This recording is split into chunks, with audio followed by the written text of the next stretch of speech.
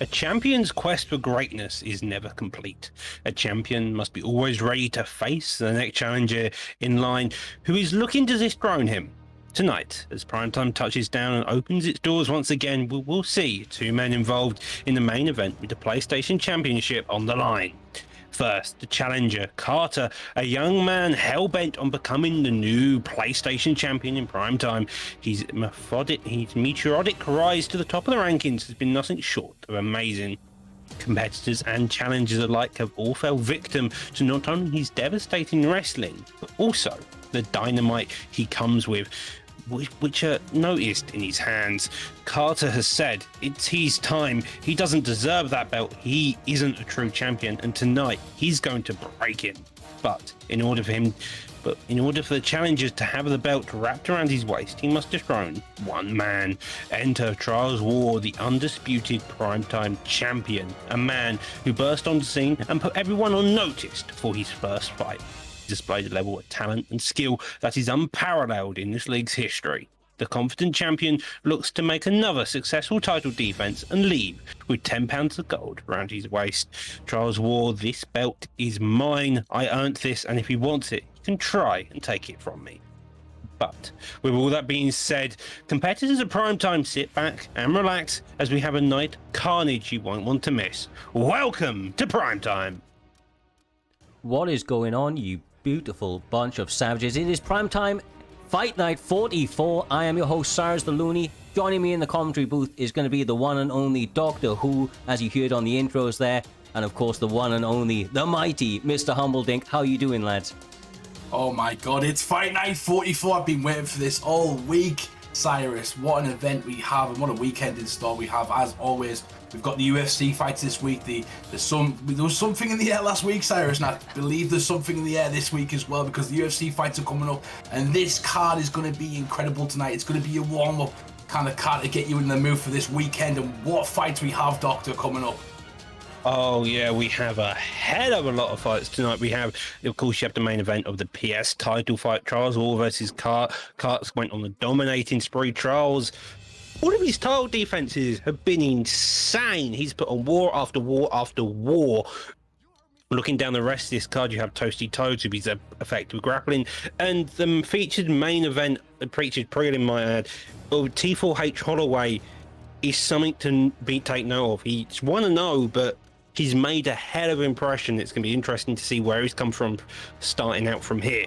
Yeah, for certain, man. I was really impressed with T4H Holloway in his last performance. I heard good things about him, and rightfully so. They're humble. He looked absolutely phenomenal. I believe there's a short notice replacement in his fight. He will be going up against a gentleman called Zane. So I look forward to seeing what these guys can do. Obviously, top to bottom, though, this entire card is stacked. It looks like we're having LW Lepo up against Broomstick, running it back this week around. Outside of that, a couple of fights to stand out to yourself there, Mr. Humbledink. Any's that jump off the page, my man? Yeah, definitely the main event of this evening, Trials War versus Cartmeister. You know, both Trials and Cart have been looking impressive this season. And you've got Trials, who's currently 7-0. He's coming off some absolute hellacious wars with great fights where he's ended up victorious in those sort of slugfests. Just like a Justin Gaethje character, and he's coming up against Cartmeister, who's been flawless so far. He's got a professional record of 4-0 as well. So Cart's going to try and take that belt tonight. It's going to be amazing. Hell yeah. Yeah. So Doc, I mean, going into this one, brother, just to jump in, we've got a fight up first that I'm eagerly anticipating to get into. We're going to be having Mob's Little John up against Sima Lee Lo. These two guys are ready and raring to go in the light heavyweight division. Actually appears that we're going to have a strike fest here. Jared Cannonier up against Anthony Johnson if if they stick with their picks. If they stick with their picks, man. I mean, Cannonier is not a bad pick. You see him in middleweight all the time, and he hits like a truck. Anthony Johnson, on the other hand, is notorious for hitting hard. You saw him against Cormier IRL, and that kind of shows his dominating power, which he can definitely use. And so, this could, as you mentioned, striking fest galore, power in the hands across the board here, Humble. Yeah, definitely. It's going to be power versus power. You've got like two sort of kickboxers that can kind of throw down. The bigger man in Anthony Johnson, I don't know if he's got more power than Cannonier. I believe it's around about 98, Cyrus, but whoever can kind of implement their game plan, and this one is going to essentially be at the start of the fight, because they're both explosive. You expect the first round flyer, essentially. Yeah, I mean, look, Cannonier isn't really this weight class, right? I mean, he's fought as high as this weight class, of course, but he generally is going to fight around the middleweight weight class, but he's going to have probably a bit of a speed advantage, or so I would imagine, coming into this one. As you know, I'm not exactly the stats guy, but you've got to imagine he's going to have a little bit of speed. But the explosiveness from both guys is a big factor, and especially on the side of Anthony Johnson, he's just so freaking explosive, man. When he decides to go, he can switch your lights out very, very quickly, Doc. Well, talking about the hand power, you've also got the leg kicks to worry about. Both of these guys do have at least a level 3 leg kick with the leg kick power to follow. So you can work someone's legs, decrease your opponent's power. You're going to have a lot better time just generally throwing the strikes. Head kick missed, just strike counters and digs down to that body there, Humble. Yeah, definitely. And he's did a good job there. Similov kind of landing a bit of a combination. Little John needs to press him back. He's currently letting him have in the centre of the octagon. Similarly, Law's trying to set something up at the moment, but Anthony Johnson comes with a big head kick in his block right there, Cyrus. Right, just I want to say that going into this, I saw Similarly Low saying that he was angry in the chat. He is getting back to his winning ways, and he's trying to explode to that victory right here, but he's got to be careful, man. Sometimes what happens with Similarly Low is he starts throwing a couple of like weird front kicks and the like. If he keeps to what got him to the dance right here, keeps it fundamental, use that boxing, try to use some of those pull counters that have really, really got him a lot of success. Other than stuff like that, guys, I mean, just a little bit too much, and he gets caught. Can he survive? Still 3 minutes left, and that's a long time with Anthony on top of you. Well, some fantastic ground and pound defense keeping him in the book. By the looks of it, Anthony Johnson wants to go back to that ground and pound ripping through. He does block a couple hooks back down into the full guard. He's going to have to look for a get up of sorts. You've got to imagine. You don't want Johnson on top of you. Does get denied there, though, Humble. Yeah, definitely. In these two fighters, it's like a heavyweight fight, isn't it? But with like a bit of faster skill and technique, because they can knock each other out in one shot, just like the heavyweights. They have a lot more movement as well, Cyrus, and it's just fantastic to watch. But it takes one, and Anthony Johnson landed that one earlier in this round. Right, the concerning thing for me right now is that I've seen lots of good things from Cannonier, just like that rock right there. But he has to be careful throwing kicks on the inside and doubling up to the body. His opponent's capitalizing on it. Nice. That rear hook has dropped him twice now also. Every time he's thrown it, he's landed. As you mentioned, the kicks in boxing range aren't helping his case, but it's also the uppercuts. And make sure you don't get too greedy in terms of the body. Oh my God! The head kick lands. That was nasty. Nice survival skills from Similarly Low, though. Very, very much needed. Not too many shots from Anthony are going to be needed to finish that fight. But now the submission game, and nice little test for his opponent. It's often just to make reads humble, but we've seen Similarly Low get some submissions in the past. Yeah, well, he was coming close in his last fight. I don't know if you remember, but he had a few opportunities to come close, even the fight before as well. But he seems to just miss out a few times and also give up position. He's got a good advantage here in the stamina department already in round one. He's been on the big end of some big shots, but the same round going into the second round, he's got to be the more confident fighter when it comes to gas tank, at least, Doctor. Yeah, you do have to just generally be the more confident fighter. Oh, that uppercut, though, is going to make you not want to be at ground and pound range, heavily trying to get the finish, and he only just survives coming into this second round here, Humble.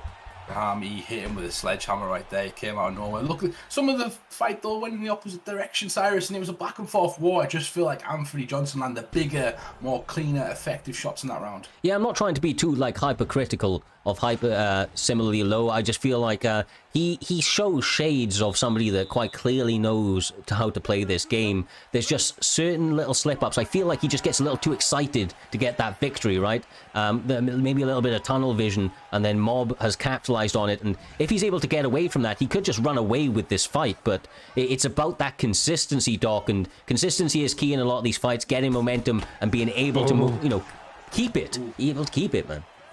Consistency is definitely more wins you fight. If you can't keep that defense up high enough, you're gonna get clipped by some wild shot, and that's what's happening with Similo. But he can also keep that offense up. A lovely combo going straight into this stat guard. Yeah, stat guard. I mean, look, Cannonier hits hard. Similarly Low, Cyrus, he gets the win in the second round. What a performance. Yeah, and like man. you said, he was angry. He was angry, Cyrus. He wanted that win. He came out and got it. Brother, he, look, there was still some mistakes in this, and he has some lessons from this victory, but great win for him. He needed this bounce back, Doc. He needed it. he looked fantastic. He came into it angry, and maybe that even focused him a little bit more, because that was a bit of a different performance from him. He struck for the majority of this, not exactly taking people down with with Cannonier. So yeah, I like this. I like this approach from Silma Lilo. A lot more positives to be taken, especially getting that hand raised. Yeah, well, his general approach seemed to be he's had very good offense, but the defense is where he really struggled. You saw the leg kick where he was straining in the boxing range. So in terms of adjustments that you mentioned, it's going to be mainly around that defense. He's definitely got the offense to do it. You need to always make sure your offense, and that's kind of how you do see players generally develop here, Humble. Yeah, definitely. But at the same time, you know, somebody lows in the chat right now, Cyrus, he's saying, I love fighting on pay-per-view because of the commentary. It makes me feel complete, and I get some off that. It's like feeding off the energy. I understand that. You're fighting in front of a crowd. You can hear people talking about you. You know there's people watching you. It's a good feeling, and sometimes that alone can drive somebody to get a win and push deep. Yeah, exactly right. And you know, like, but on the same side of the coin, right? It can also be the downfall, trying to please everybody, going crazy, and you know, maybe not playing to a strategic game plan, which is occasionally going to be needed to get past some of the more upper echelon components, especially. And we've come to learn that there is no easy fights in primetime MMA, especially, man, over these last couple of seasons. The way that each and every competitor within this community, as it grows, you know, continue to train with each other, develop on these cards, and the advancements that we see in their game as a result has been truly amazing to watch. And I think that these next guys are going to be a testament to that just the same. We're going to be having LW Big Nige up against Lilo, two young kids, actually, that have made massive strides in their game since they've been joined the community. And I feel like that all culminates to an absolutely sensational fight, especially for this early on in the prelims here, Doc. I mean, this one should be a barn burner, my man. Should be a barn burner. Well, from what I remember of Nige, he has got a pressure striking hell to play. He's a bit tricky on the feet, to say the least, and the ground's doing his bit of work, but that's always the case when you fight someone with hands and power of Nige. He will look to put the pressure on non-stop, always there, in your face, looking for the kill constantly. Humble. Yeah, definitely. And you look at the picks that we're getting as well. We're going to be going with another Cannonier. It seems to be a popular pick at 4 stars, Cyrus. And obviously we've got Paulo Costa there. And that's something we can talk about, actually, because we have to say it every week, but it's new to some people, at least. The way we kind of pick it, you can only pick 4-star fighters at the moment. You get a chance to ban one as well. So if people are watching this at the moment, might be thinking, ban Cannonier, he might be a good pick that everyone likes to pick. Yeah, exactly. I mean, when you start to see trends within the league, you know, those trends need to be addressed at a certain time, but well, we've said that, you know, this many times, it doesn't make a difference here, Doc and Humble, when you're under the bright lights, but a little bit of an indication of how some of their sparring matches have gone, or how their OWC matches have gone. 6-1 on the side of Paulo Costa, so that guy's going to be coming out looking to take off ahead, I would imagine. Yeah, well, jab straights from both of them, already trading with their shots in the pocket, and either one of them wanting to take a step back right now. Pull back with the elbow there, and a head kick knocks him here, Humble. Nice work, beautiful head kick right there. I always say it about kicks as well. You've got to catch them going backwards. You can't catch them going forwards. And that's, he gets caught though, Cyrus. He goes into hell right there, and he gets caught down the middle. The one thing I will say, though, Big Nige training with the likes of Fadnator knows how to recover. He's been in some deep waters before, and that's something that his opponent is going to have to keep in mind, is that he's not just going to, kind of get into his mind and frustrate him, so to speak, by the strikes. He's going to have to make it a little dirty, stay very calm and calculated, especially with shots like that. Otherwise, he will get punished to holy hell. I mean, you trained with the former champion, right, Humble? That's a big thing. That's definitely a big thing, but keep saying it, one shot from these guys. Cannonier is an absolute animal if he hits him right. I just seen him clocking with 3 shots right there. Now I just got to be careful. He looks fluent at the moment, Doc, doesn't he? But that one big shot creeps in, you get over complacent, you could be lights out. Yeah, both of them are just one shot away. We noticed the power of the light heavyweights. The middleweights still have that. Cannonier himself still has that power. Costa's got similar power, and it's just looking at that one big counter shot is going to really make your life difficult here, Looney. Yeah, honestly, the most damaging shots just kind of being pinned together are from Costa, but there's some nice little flurries from his opponent, Tone, doing a good job right there, maybe taking too many pictures after throwing shots, and actually gets double-legged by Big Nige, which I was not expecting, Humble. I don't think I've ever seen this man shoot a double, and this may be the first. Yeah, it's good though, good veteran IQ, you know, like Yeah. someone who's played the game, someone who knows the game, because he's in trouble right there, he shot for a takedown, and now he's kind of slowed that action down for a second. But I was noticing right there, every single time Cannonier went forward and he was throwing punches, if he was proactive, he was landing big shots, and Big Nige clocked onto that straight away and changed the momentum of the fight. Yeah, it's an excellent read, man. It's an excellent read. Who was going first definitely seemed to be getting the hand raised, but this is some nice work on the ground, I have to say. The denials are on point, Doc. And he gets the elbows enough to get the finish God. look and do it, and he does so. Was not expecting that. I was not expecting that. Impressive. Yeah, I mean, that's ripples to his game as well. There's a lot of positives for Big Nige in that fight, I feel. I know that he was probably the favourite going into this, especially given that they'd maybe had a couple of matchups in the past. His confidence was likely at an all-time high, but the fact that he was able to get those denials off on the mat, stayed calm, worked his elbows very, very cleanly, humble, and efficiently. Basically just 2 shots when he was going knee on belly to close that one out. Yeah, he took one opportunity on the ground for him to get a finish, and that's kind of a testament to how dangerous he is. He also did it with a striker as well. We've got to tell that, as it is, Costa is a striker, so it's impressive for Nige to do that. It's an amazing feat to do it in one go as well, Doc. That's like, you know, look how good I am on the ground as well. It's kind of showing off a bit. Yeah, those 2 denials, and they're tricky denials. That up transition, if you have to really maintain your GA just to make sure you can get it correct in particularly good timing, and so then proceeding to get the finish from that and getting the ground and pound in a difficult position, which can sometimes have some weird defense momentum to it. It's a fantastic job there, Luna.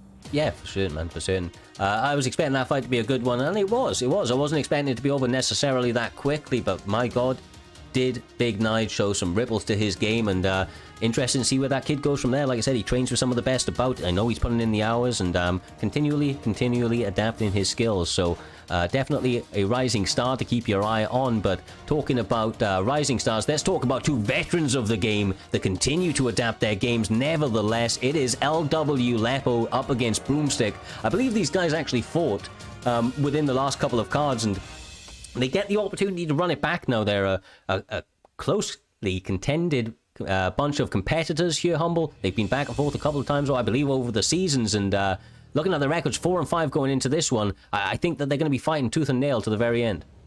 Oh, always, you know what I mean? These guys there's a reason they're running it back, there's a reason the matchmakers put them back together, and it's because they've had good fights every single time. And they're always competitive as well. It's a great sort of fight to kick off the cards, because we want competitive fights. We don't want one-sided beatdowns all the time. That's not what you're getting in prime time. What you're getting in prime time is tough fights every single time. And Lepo actually messaged me today and said he wants to try some of those Bahil Muhammad's new takedowns that they've added into the game. They've actually added their own skill set in for Bahil and Johnny Hendricks as well. And maybe goes to fighters, we can actually do more takedowns with them now, Cyrus. It's weird. Honestly, I used Bilal a bunch last night to cut about 5 fights in a row, fighting like Bilal. And it tends to make people quit very, very quickly. Honestly, it's like it centers you into getting W's, does Bilal. And maybe Lepo's trying to take advantage of that here. He's going to have his work cut out from him. We know how dangerous Broomstick is with those hands, but Lepo's no slouch either here, Doc. He's one of the better guys. Well, Lepo has options everywhere. He knows his submissions. He knows he's grappling. He knows he's striking. He's good everywhere. It's just how consistently he can put it together is the question. And so far, he's doing a good job working from the head kick. Shot a takedown early on, did get defended, but Broomstick is looking here to put on a striking showcase, it seems. Nice work on the outside there from Bahal, but I'm liking what I'm seeing from Broomstick. He's using his range really well. If Bahal Muhammad wants to get a takedown, he needs to get him in his face, he needs to push him back, he needs to dictate where the fight's going, and that's not what Lepo's doing at the moment. He's deciding to strike with him, but who knows, maybe Lepo's got something up his sleeve, Cyrus. Yeah, I mean, he's trying to make you remember his name, but gets caught with a couple of big shots from Masvidal, and that's the crispy, clean boxing from him right there. Honestly, Lepo's been looking good, but so is Broomstick. Nice. They're catching each other nicely. Nicely, Humble, really. Yeah, God damn. Oh, you've got to think that I was about to say Masvidal, he's got the better striking, but as I say that, Lepo shuts it in my mouth before I get a chance to release it, Doc. Boxing combos galore. Both of these guys are just firing off and off, neither one to give each other a break so far. Lepo's been the better opponent to give him a break. Does shoot for the ankle bit, gets it down the ground. him on Belal now on top, would it be as boring, or would he be a bit more proactive? He's got a lot of submissions. He's got the Kimura, he's got the Twister, who do end up at bottom at one point. So Lepo's sub game can definitely also be showcased here, Looney. He is literally one of the OGs of the game, is Lepo. He is as well versed as they come, been part of a number of camps, training with some, predominantly grappling camps, training with striking camps, forward pressure, counter strikers. He's really been all over, and one of the more kind of underrated elements of his game is his grappling, and especially that submission game that you were mentioning a moment ago there, Doc. He's ended a few fights, like low-key, spread out over the season, and people always forget, but the ground and pound here, Humble, seems to be his choice. It's over. Lepo shuts him out, and remember the name. Lepo, because that was fantastic. Cyrus, he did a great job right there. What beautiful ground displays we've seen tonight. Not used to saying this, Cyrus, but what beautiful ground displays we've seen tonight. Yeah, efficient. I mean, look, it was aggressive. It was confident. There's not too many negatives that you can say about these performances, making quick work of their opponents in a bit of a different way. Like I said, you don't often see people get that level of success, especially that quickly on the mat, but this time, Lepo showing that maybe that's a ripple of his game that people need to pay a bit more of an attention to, including himself, because he's a dangerous man when he gets down there, Doc. And I think that people would really, it would pay them a lot of successes to remember that. Yeah, Lepo is grappling, as you mentioned. He's a veteran. He knows how to grapple. He knows the ins and outs. He's seen a bunch of fights. He's been in the cage with everybody from Dirty Dave to Holloway to very well-versed grapplers. He knows how to grapple, and with that being said, you're going to have a very diverse range. So just because he's a striker doesn't mean he doesn't not know how to grapple here, Humble. Definitely, indeed. And I've seen some good grappling displays, and obviously we've had a recent patch. I'm just thinking, have we just got some kind of little buffs on the grappling? They never tell us, Cyrus, anymore what they're actually doing to the game. You can see little tweaks and stuff here and there kind of coming in. And it'd be interesting now to see how tonight these competitors deal with the change as well, and how it affects it. We all know big changes and big updates to the game usually change people's playing styles. So I wonder if grappling's coming back into fashion this month, Cyrus. Yeah, and look, and ultimately it kind of plays to what MMA is as well, right? Which is an ever-evolving art of which way certain kind of techniques match and mesh together, and what beats what. And sometimes you're going to see more grappling heavy techniques kind of employed, and when they're like they are tonight, I ain't even mad about it, bro. Like I said, I appreciate some good beautiful destruction on that mat. But up next, where it looks like, Doc, we're actually having a calf fight, which is a bit different from primetime MMA. Maybe these guys have an unofficial agreement, but we're having Amazon up against Ben Usher. These guys are actually at heavyweight. They said, fuck all that noise, we ain't picking any of these guys. Calves on full display, looking to chop each other's heads off. Calves have a very interesting style, because you see Ball Cut Bully, who works the body magnificently. We all know Moroccan Lion, who's Moroccan Lion, and so you end up with these different versions of calves, different abilities. I believe we have seen Amazon in the past use a calf and have a lot of success, in fact, winning his fight, if I'm not mistaken, and so we get to see it again, see how he does. We've got Tybura in one corner, by the looks of it here. Yeah, Tybura, that's an interesting calf pick right there, Cyrus. And Tybura, that shows your knowledge on this game to pick someone like Tybura. 10-2 though, we talked about earlier on. We see kind of a domination in Big Nigel's performance with him when he had a kind of an advantage. We've got to talk about it again. It's 10-2. It sometimes means something, but we've seen some crazy comebacks before, Cyrus. Oh, truly, truly. They never count anybody out. The bright lights create a different energy. Bring a different level of focus. Some people are able to rise to that occasion and handle the heat, and that's what we're about to find out right here. Ben Usher trying to walk forward, be the guy that leads the dance stock, but Tybura looking to load up on some big uppercuts and hooks, unable to stop that takedown, which has got to be a little bit of a demoralizing moment for him, especially this early in the first round. Yep, that was a quick and effective takedown. Not much damage on the feet done by Tybura, and so now he's really got to make sure that if he does get a reversal, does get back on feet, that's where he does the damage, because otherwise he's probably going to lose this, even just based off control time. And it's a lot of time to work, so that's a lot of damage that could potentially be done here as well. Yeah, I'm not seeing a lot of building ground and pound at the moment as well. Like, not ground and pound, sorry, grapple advantage. These guys are if they want to kind of pass on the ground, they need to build that grappling advantage and then use that to their advantage, Cyrus. They can't just go blind, essentially, because that's when you get blocked and then you're in a vulnerable position just like this. Yeah, don't rush it, man. Don't rush it, right? If you've ever kind of grappled or done anything, man, you know, you can't be rushing these things, and that's sometimes a little bit easier said than done, especially in the heat of the moment, because you want to go full power every single second here, Doc, and you want to kind of outwill your opponent, or that's sometimes the way that a lot of people kind of fight. I don't actually feel like that's what's happening here. Maybe just a little bit of settling in, as often happens maybe in these early parts of the first round. Well, again, you notice just his ability to notice that, okay, I'm going to risk getting reversed here, so I'm going to throw one punch, I'm going to posture down. He did get the get up, the lovely defense there of Amazon does break away. He goes with a hook, digs down to the body, uppercut gets fired off in retaliation. But again, no real major damage from either opponents. They're both still trying to have a feeling out process. Nice knee to the body right there. Get annoyed for throwing that sometimes. Goes to the legs though, and it's a close fight. You know, Ty Brewer is doing a good job of kind of landing where he needs to. At the same time, up and down, off on the feet, on the ground. Cyrus, a bit of everywhere action in this one. Yeah, I'm not. Was there a rock at the beginning as well? I think there was, right? So I would be going in the favor, I believe, of Ben Usher right now. But Tybora was definitely getting a little bit of success towards the latter end of the round. Ooh. Has to be careful though, because you know that people turn it up in those last 60 seconds, Doc. I expect hands to start flying. Yeah, everybody always starts getting aggressive. You can see it now. Overhands coming out like mental people, as well as the uppercuts and elbows, just trying to land any shots he can. Every time Usher comes into that pocket, he's getting clipped by something. Whether it gets past the block or not is kind of the difference here. And so far, Amazon is having some success, Humble.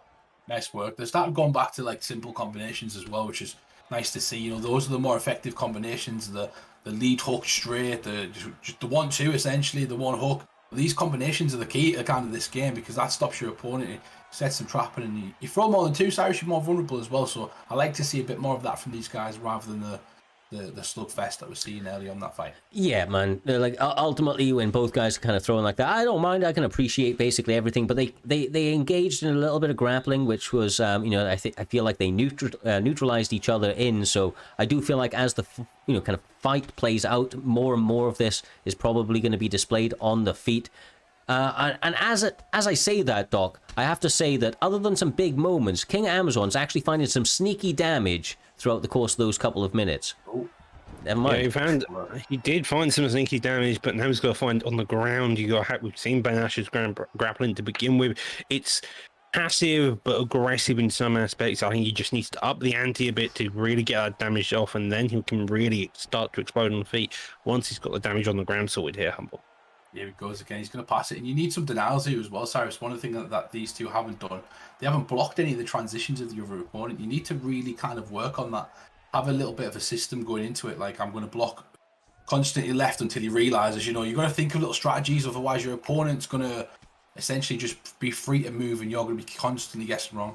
Ultimately, upon the timing as well, right, Humble? Because you can learn there are certain positions where you need to prioritize, right? You need to prioritize where you want to be, but that was a good pull of guard. Obviously, Ben Usher's feeling confidence. He gets that Vanguard calf. It seems like I was going to assume from just a rubber guard to evidently jiu-jitsu. So probably has a couple of kicks, but it's mainly focused on that grappling, which kind of also tells you about the power difference here between these two, I feel like. And Doc, when you've got like a Vanguard calf, does that give you a significant advantage in the submission game to get like a submission essentially? I believe so. You got the better sub offense. You got more subs in general. I think it gives you options to a twister and such. So getting on the ground would be the major thing here. I think the one issue with a Vanguard or such a calf would be the takedowns. Is they're very poor. I mean, they were some bombs thrown on the inside, and that's the one thing I feel like they've. Oh my God! How is one of them not rocked? Jesus, they've landed so many shots. Like how, man? What's this guy made of, Humble?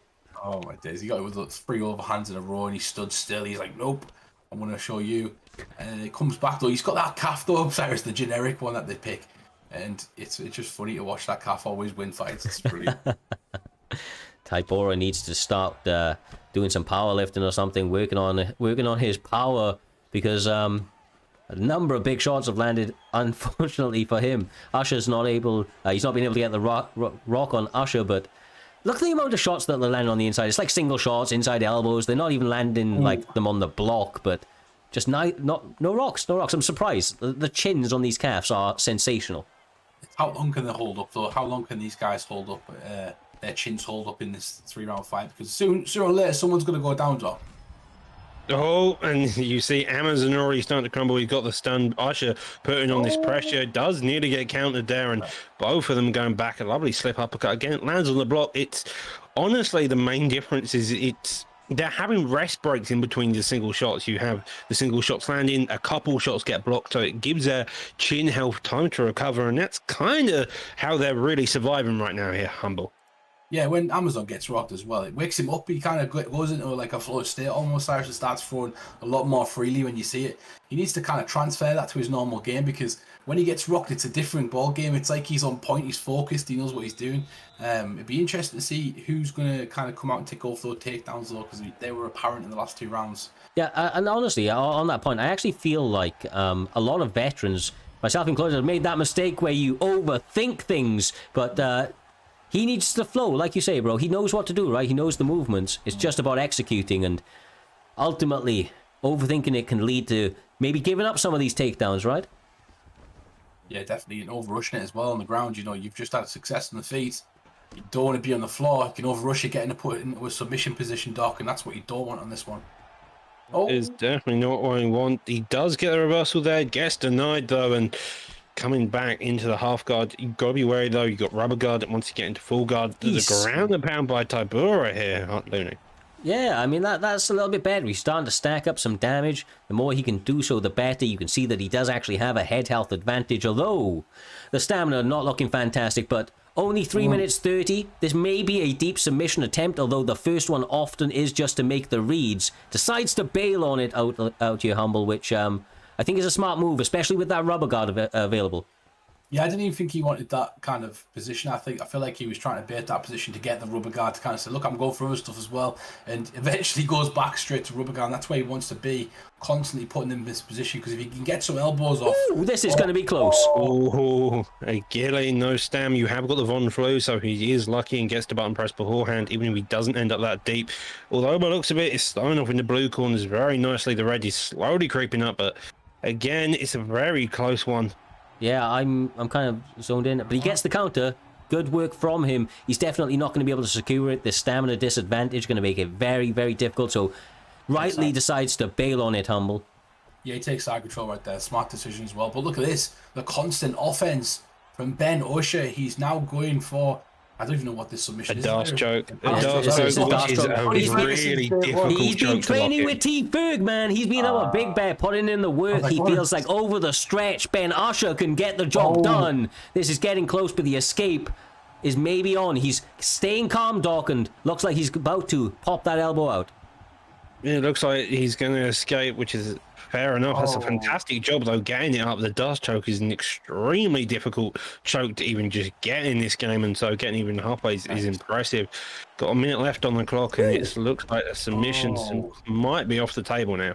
Yeah, he's going for the kill right now. 55 seconds left, Cyrus, and misses an elbow right there. He needs to be careful. King Amazon could be in trouble right here. Yeah, Ben Usher's looking really calm, man. Over the time, he's looking good. He pulled that kick, almost had a hook for his trouble. Pole counter lands the uppercut. Jesus, how does he eat these overhands, Doctor? How? You're a doctor, tell me. How is it possible? I'm not sure. Glass chin, there it is. That's the opposite of what I was saying. It finally goes down, but again, with 5 seconds left on the clock, that knockdown may have just secured him the round. I'm not sure who wins the decision here, to be honest. I wasn't scoring. I've got a good idea, but I'm not going to kind of jinx that fight, because it was a good fight, essentially. I just think, you know, don't want to say it, Cyrus, but it was a close fight in certain rounds. I just think one fighter kind of dominated certain positions a bit more. Yeah, I mean, look, what calves don't have in power, they definitely have in chin. These guys put on one hell of a brawl, showed a number of submission attempts, beat the holy hell out of each other for a full 15 minutes, Doc. We are about to see who is going to get their hand raised. Will it be Ben Usher? Will it be King Amazon in the center? Looks like Fiziev. Yeah, it's Tybura. Tybura gets his hand raised late in that third round, getting the rally he needed, Humble, to get his hand raised. He's going to be feeling over the moon with that one.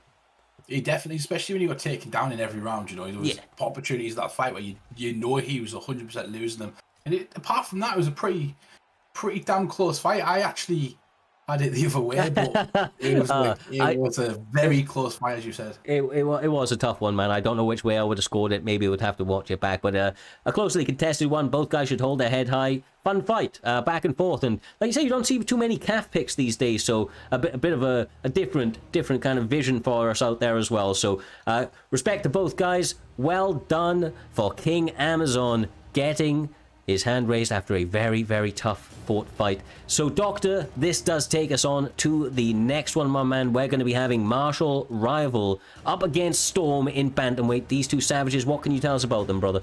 I believe Martial Rival is a striker. Storm is part of the TMM group, also trains with Reaper and such, and so he's also got fantastic takedowns and general grappling, so I'm expecting this to really end up being maybe a striker versus grappling matchup, looking for Martial to put the pressure on her feet, Storm to make it dirty, look to me maybe even just go to a decision to wither out the Storm, do the damage as and when can on the ground is probably the most expectation here.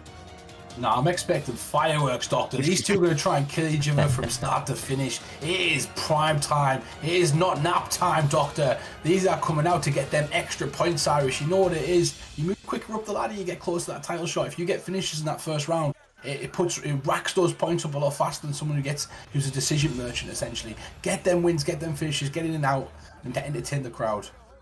Yeah, 100%, and quite honestly, with the picks that I see ahead of me, I expect fireworks just as you had mentioned, my man. We're going to be having Storm using the one and only Tim Elliott, the unorthodox, the awkward Tim Elliott. Right. I like that pick, man. I like it a lot, and he's going up against Cody Garbrandt with his compromised chin, fantastic power, and absolutely phenomenal speed, Doctor. He is a problem for anybody, but he's got to make sure to just be Garbrandt.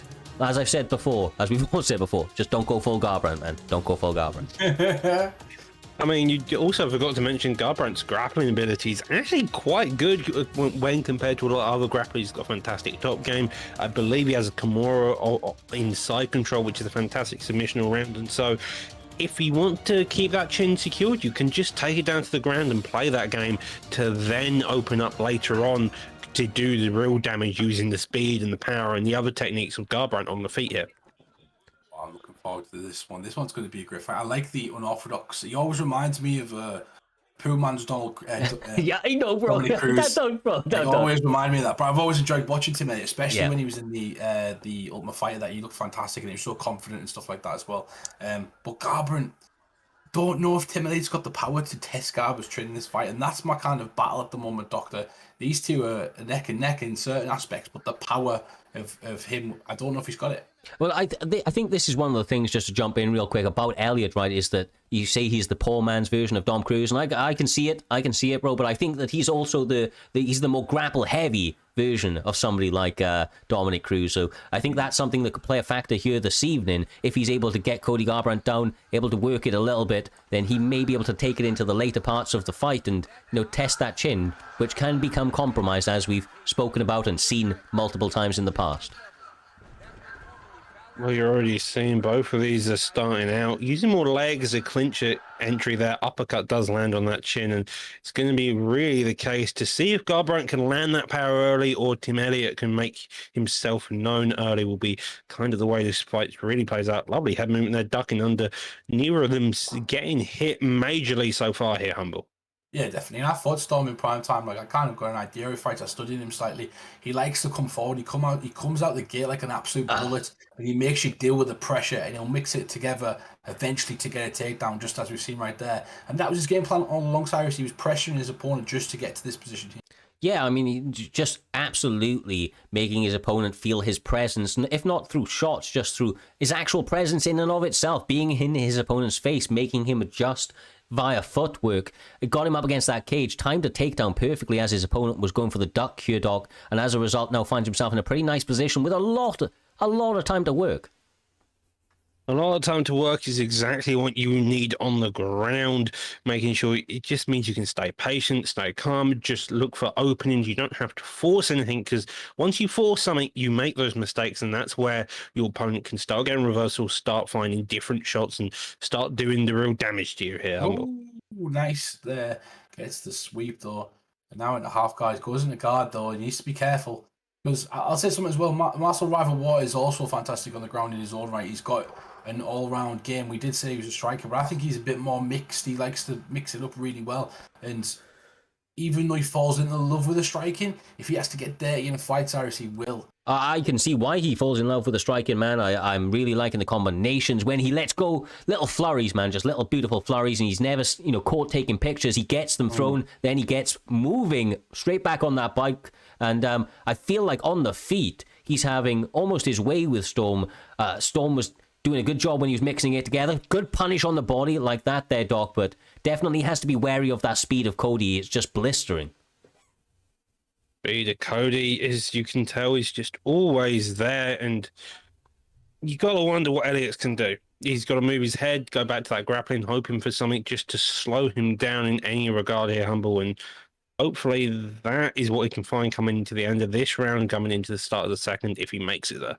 Yeah, really good job at the moment from Marcel Rival to use his movement, to use in and out footwork, and hit and not be hit. That was a nice little kind of run he had there where he was in and out, catching his opponent, but he's coming back down. Storm's found a way to answer, and he's caught him with that left hook a few times. Needs to be careful not to get drawn into a wall, get caught. We all know that chin, as we talked about, Cyrus, can't get caught against anybody in this game. Yeah. With Garbrandt. Certainly, man. It's been an interesting first round, but we will take this opportunity in between the first and the second to welcome all of you absolute beautiful savages across from Gaming Echo Stream. Appreciate the raid, my man. I hope you guys are all enjoying the stream and these fights that we have ahead of you. PlayStation Division on the line here this evening, Humble. It's a phenomenal card, brother. Phenomenal card as always.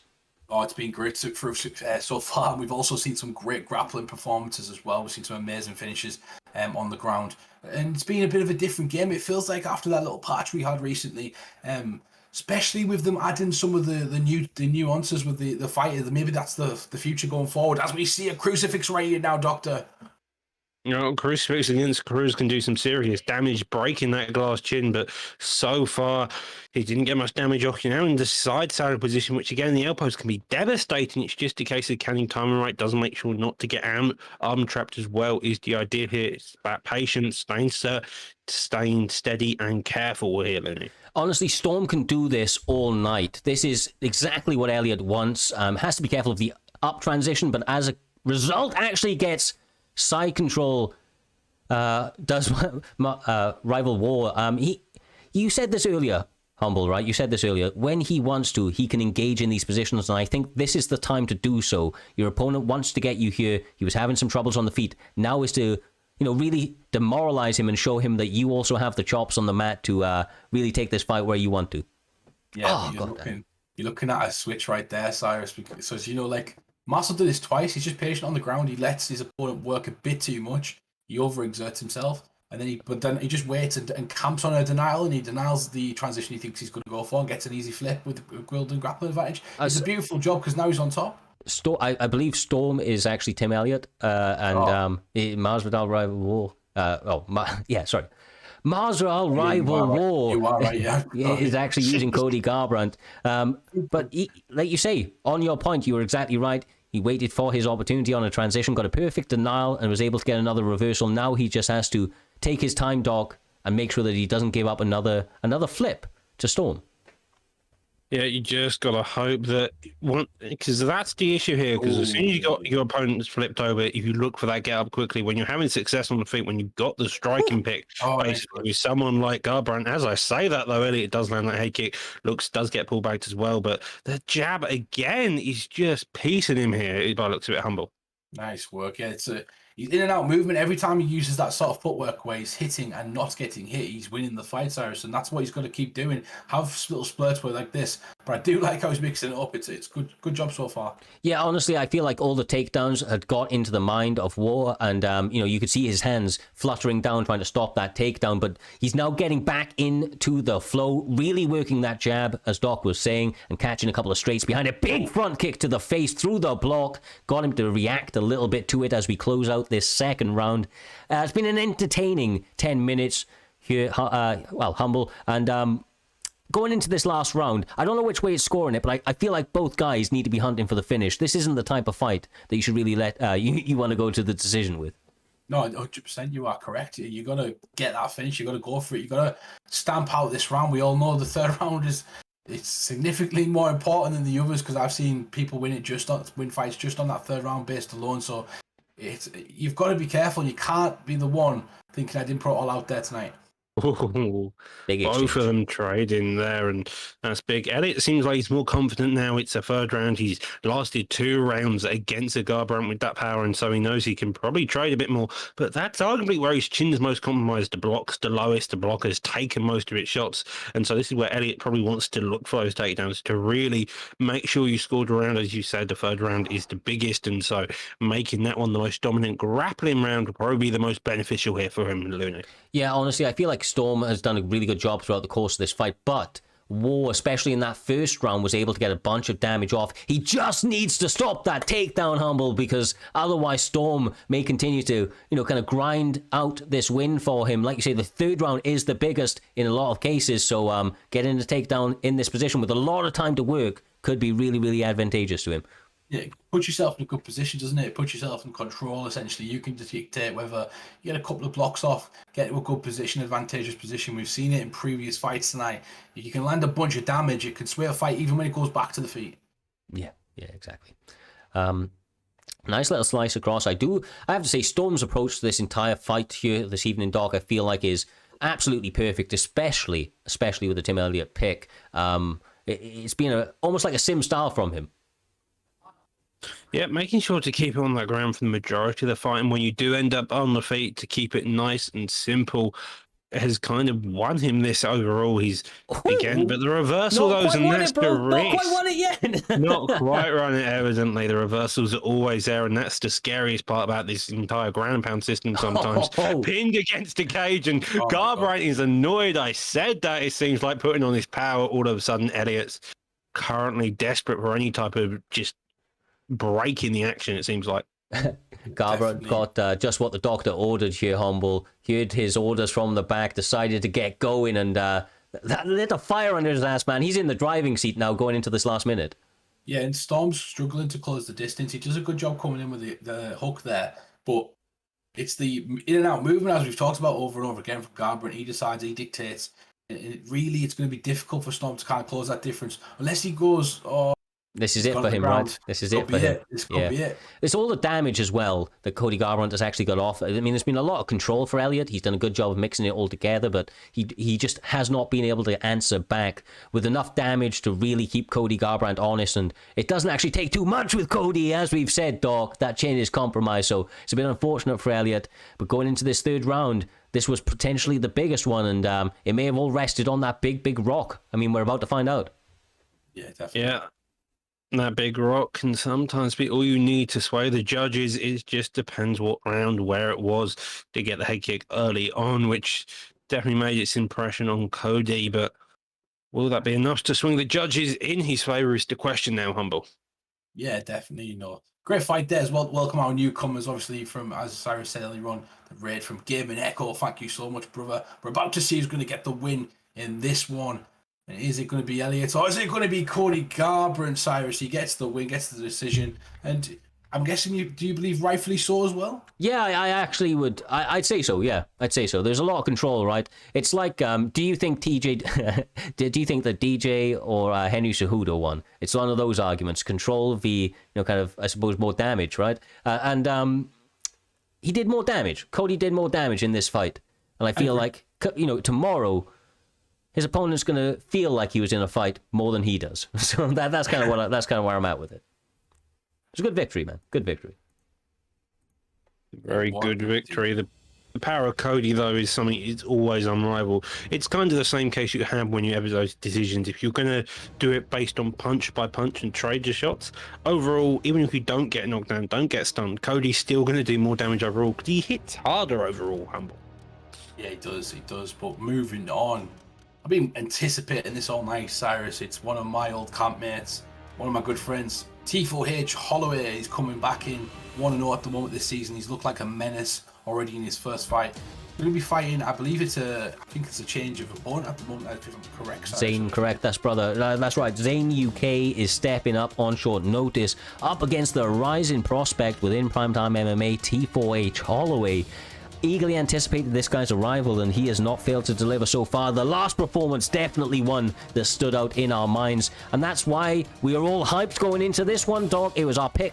I think every one of us picked this fight going into it, and it was largely on par to the type of destruction that we were able to see last time out. He's able to go Max Holloway this time, even though because it's in lightweight, and obviously he's going to be incredibly familiar with that guy's moveset.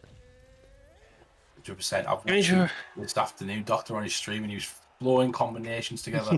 It's going to be difficult for Zane to kind of come in this one because we do know, but I don't know too much about Zane. Have you heard Zane before, Doctor?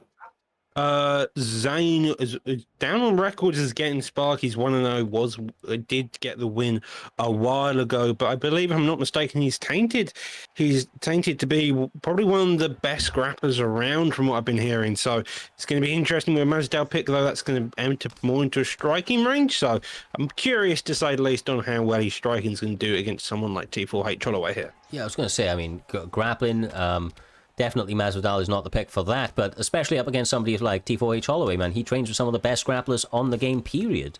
And as a result, he's going to be very well versed. It may be a little bit of a difficult routine, and that might be why Zane has gone for this approach, Humble, trying to meet fire with fire and take his chances on the feet. Quite clearly feels like he might have the skills to get the job done here. Yeah, he's catching him. He looks like, honestly, instantly seen as he started throwing combinations, I was like, oh, this guy's good. Yeah. You know, he's setting up his combinations, setting stuff. And no offense to Zane, I might not know who he is because I'm a PlayStation guy, you know, but at the same time, impressing me right now with his combinations and his movement against, you know, somebody I know is fantastic. Yeah, and you can see both of them are just going back and forth. The most notable thing here would probably be the cardio and the power difference between the fighters. Masvidal hits harder, but Max Holloway can throw a lot more just due to that 100 or 99 cardio. And then just looking at the betting lines, I mean, T4H Holloway is approximately a 2-1 favorite going into this fight. 1.6 thousand bet on Zane, 3 exactly on T4H Holloway. Quite clearly a bit of support on both sides, Humble. Nice to see. Somebody's going to be getting paid here this evening, either way, brother.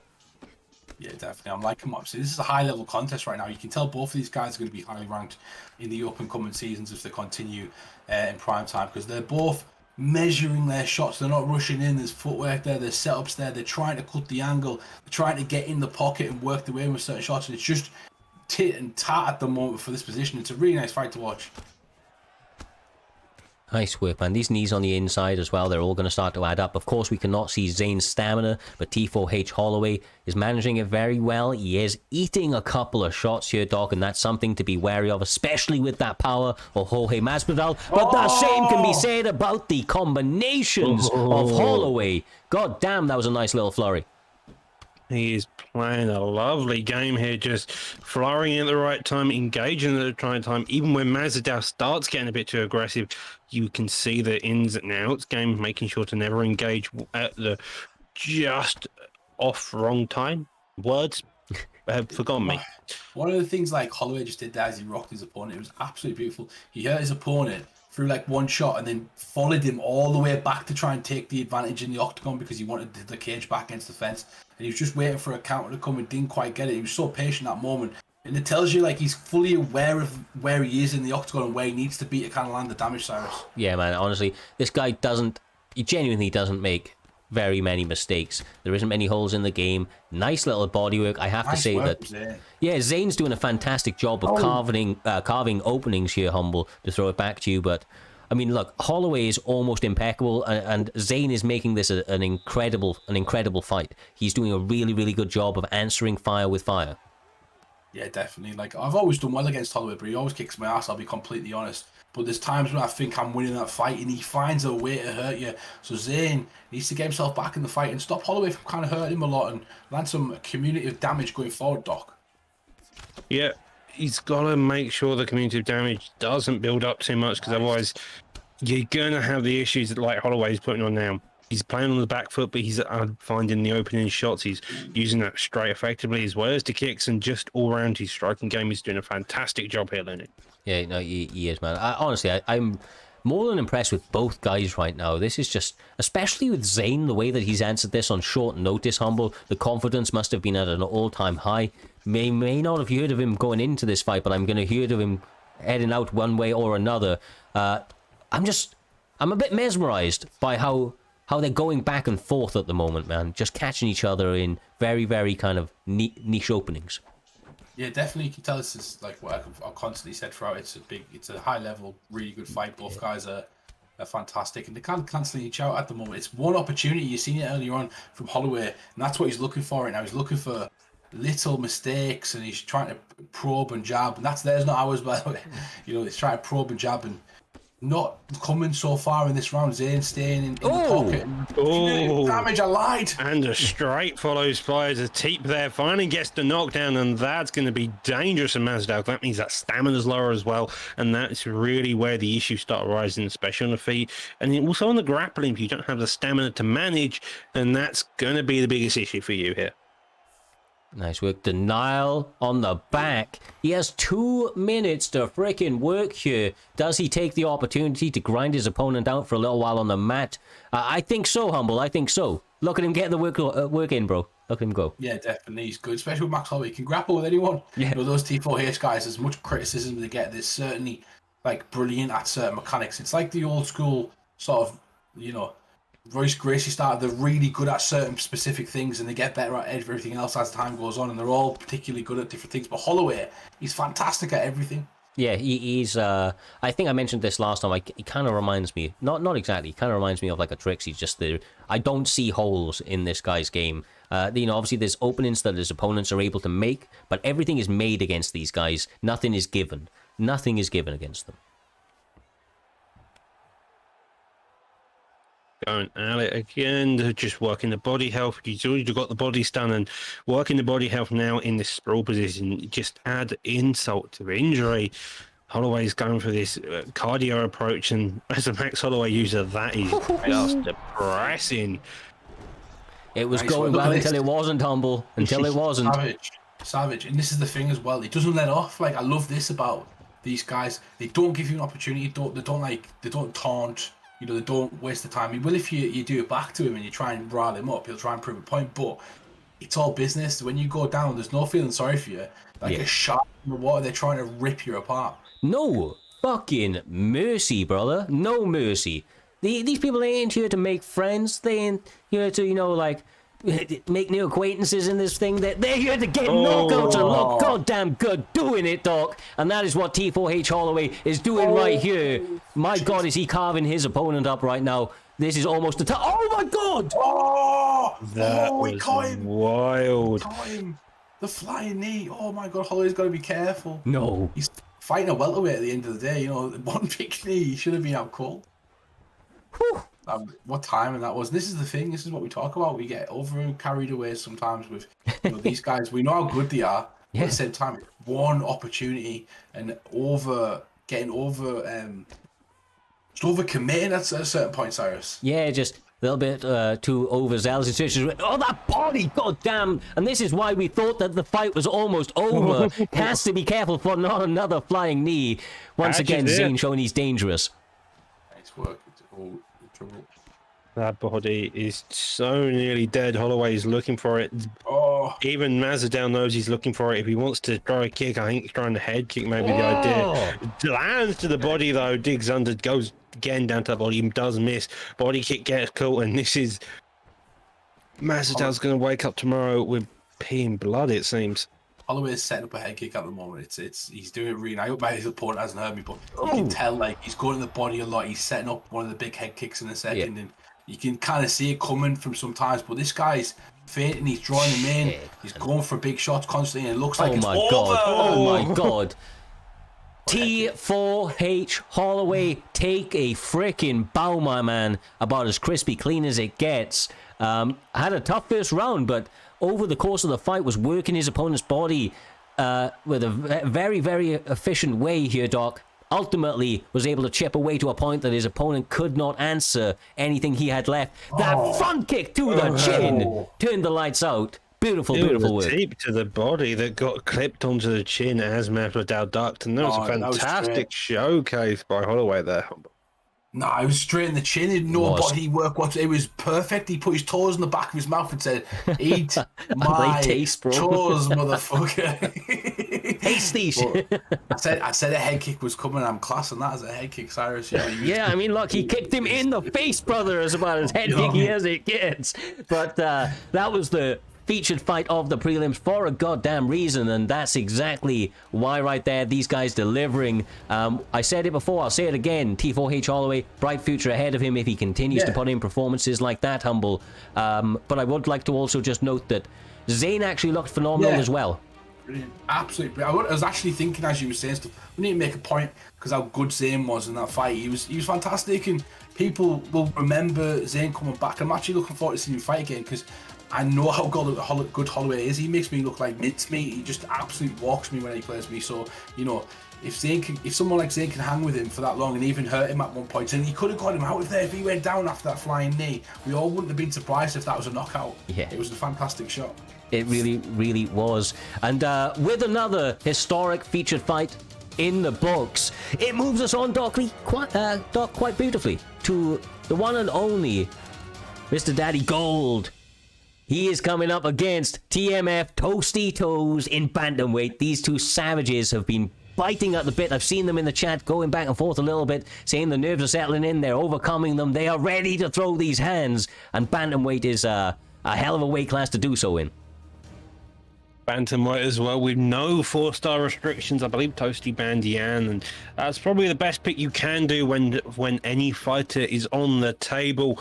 Toasty, notoriously a grappler. Gold, I believe, is more of a striking style, and I think we expect to see that. Rob Font versus Pedro is going to be an interesting one. Pedro has got rubber guard. His footwork's kind of sketchy, but he's got the leg kicks, the rubber guard, the boxing, and the general grappling. Rob Font, on the other hand, has got the massive length, the jab, the straight, and the general kickboxing to suit his entire style here, Humble. Definitely, but Mr. Daddy Gold, Cyrus, I can't get past that. That's incredible. What a name. Mr. Daddy Gold sounds like a 60s rock star. That sounds absolutely incredible, and we're going to get to see these guys absolutely go down. It looks like Rob Font versus Pedro Munhoz, as you've just said, all them facts, Doctor. It's an interesting fight, but the length for me stands out, Cyrus. The length of Rob Font compared to the length of Pedro is massive. It is, right? But this is one of the things. Pedro is a type of guy that with his head movement, kind of getting off that center line, and with that big power that he has, also mixed in with the grappling, I just feel like that's a great counter.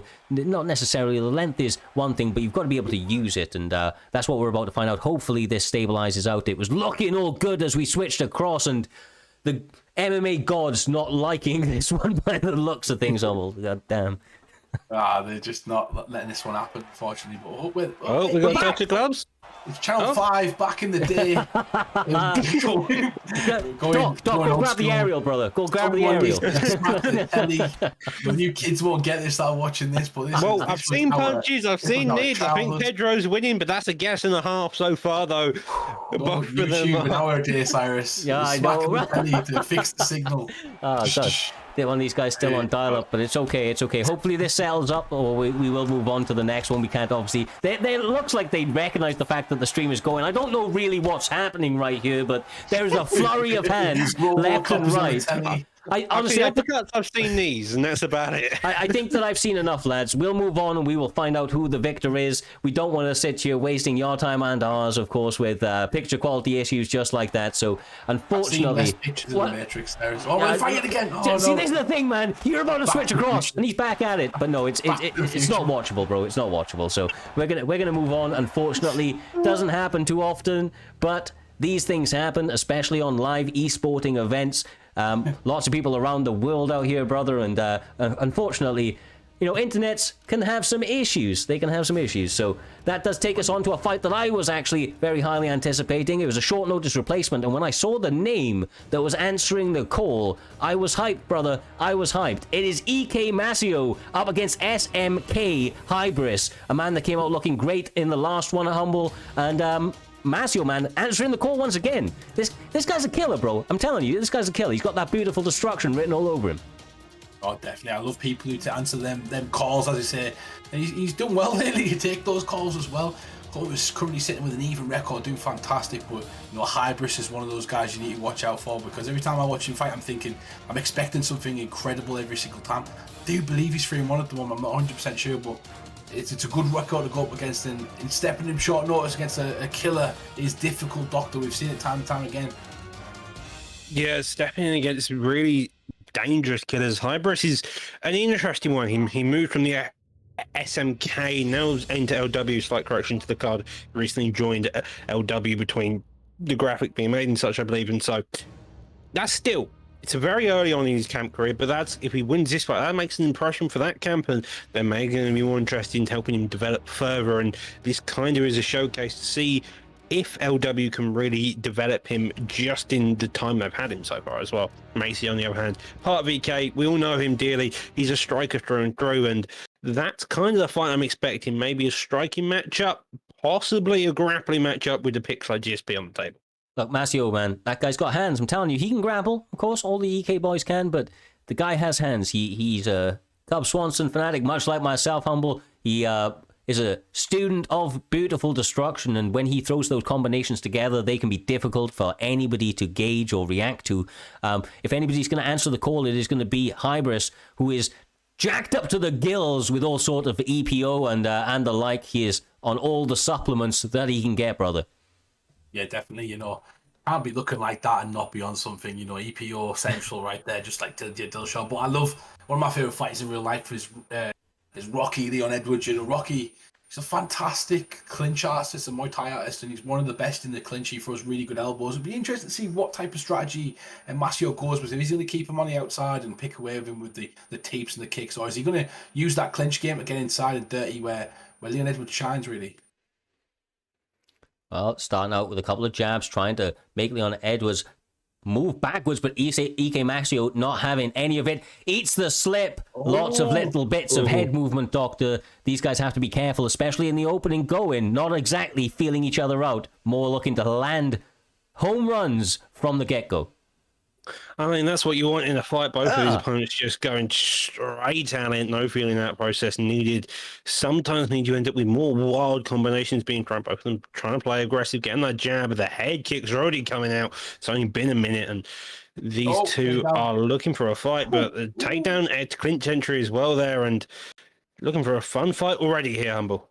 Yeah, he did a nice job disguising two beautiful hooks right there with the over 100. Got inside and didn't waste any time, but clocked his opponent. And he was expecting some chain wrestling. You know, he sets him up with two big shots, and maybe he's looking to kind of use that later on to get a takedown. Yeah, look, I think this Joe St. Pierre right now using a lot of preemptive head movement, which is something that EK Masio, being as calm as he is definitely starting to recognize. Has to be a little bit careful not to walk onto too much, but the grappling is what's really going to keep him honest. If he can continue to change levels, Doc, it will allow him to get his opponents not know where to put their hands. Shots like that are definitely going to play into his favor. Oh, and if you keep landing shots, that's just what you wanted. Takedown does land here, GSP. We've seen how deadly side control is. Now GSP just needs to hold it for a bit longer and get the damage. But fairly patient, though. He's making sure that he just doesn't want to give up. GA does give up it, though, and now we end up in this sprawl position. Cage going straight into that cage, and that's a lovely reversal there by Maceo. Straight back up on defeat hill. Yep, and this is exactly where Masio's going to want to be, of course. Looking for the pull counters himself. He feels like he's going to have to get a little bit active towards the latter end of this round, and I believe so. With the takedown, some of the kind of counter shots that GSP was landing. And that massive head kick, Humble. That's not good. That's not good for Rocky, brother. It's not good for Rocky. Oh no, that's a plank of wood right there. He comes across and clubs him on the back of the neck, and Rocky rocked kind of forward a bit and comes back with his own shot. And I like what Masio's doing. He's beating fire with fire at the moment, but he needs to be careful because he's going to be walking into certain shots. Woo, there it is. Oh, nice. That was a lovely pullback. Yeah, I mean, he's seen that yesterday, brother. He's seen that yesterday. He leant back on that. And same with that one. It looks like he's starting to enter the matrix out here, Doc, and loading up with a couple of big shots. There's a good job getting the takedown to stop that momentum.